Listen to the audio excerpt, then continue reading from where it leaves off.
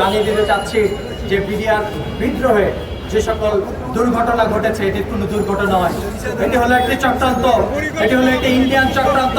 যে চক্রান্তর মাধ্যমে এই ফ্যাসিবাদী এবং এই স্বৈরাচারী সরকার দীর্ঘ 16টি বছর এই দেশের জনগণের সাথে জনগণের সাথে প্রহসনের নির্বাচনের মাধ্যমে তারা টিকে ছিল। তারা আজকে আমাদের এই বিডিআরের সকল ভাইদের মাধ্যমে আমি আজকের এই দাবিগুলো আপনার মিডিয়ার ভাইদের সামনে প্রকাশ করছি যে আজকে আমাদের 2009 সালের বিডিআরের সকল চাকরিচ্যুত জওয়ানদের আমরা চাকরিতে পুনর্বহালের দাবি জানাচ্ছি।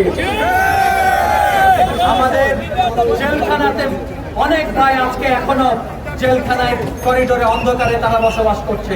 যে সকল ভাইয়েরা জেলখানার কারাগারে এখনো বন্দী আছেন সেই সকল বিডিআর জওয়ানদের মুক্তি দাবি করছি।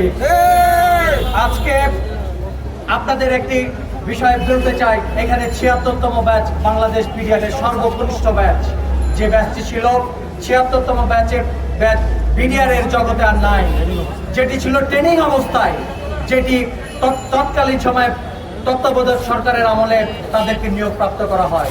ওই তত্ত্বাবধায়ক সরকারের আমলে তারা নিয়োগপ্রাপ্ত হয়েছে দেখে এই ফ্যাসিবাদ সরকার, এই স্বৈরাচার সরকার তখন ওই বিডিআরের ওই সকল জওয়ানদেরকে, নতুন জওয়ানদেরকে প্রশিক্ষণরত অবস্থায় তারা চিটাগাংয়ে ছিল। চিটাগাংয়ে যে সকল ঘটনা ঘটেছে তাতে কোনো কিছুই হয় নাই, যা ঘটেছে পিলখানায় ঘটেছে, যারা আপনার দেশবাসী থেকে সকলেই আপনারা জানেন। আজকে সেই প্রশিক্ষণরত যে সকল 533 জন জওয়ান ছিল তাদেরকে সরকার বহিষ্কার করে দিয়েছে, তাদেরকে বলেছে তকমা লাগিয়ে দিয়েছে এগুলো জামাত শিবিরের লোকজন।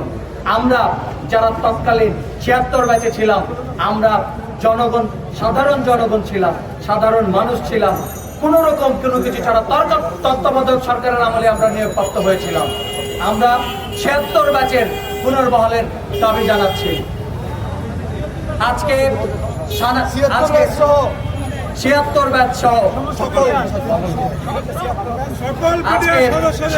ব্যাচ সহ যতগুলো আমাদের এই 520 জন সহ যতগুলো বিডিআরের ভাই ছিল, 18,000 বিডিআর ভাই, জওয়ান ভাই, আপনাদের এই সংখ্যাটি কম মনে হলেও 18,000 বিডিআর ভাই যারা কিনা ওই দিনে চাকরিচ্যুত হয়েছে এই স্বৈরাচার সরকারের মাধ্যমে। আজকে এই 18,000 বিডিআরের পুনর্বহালের দাবি জানাচ্ছি।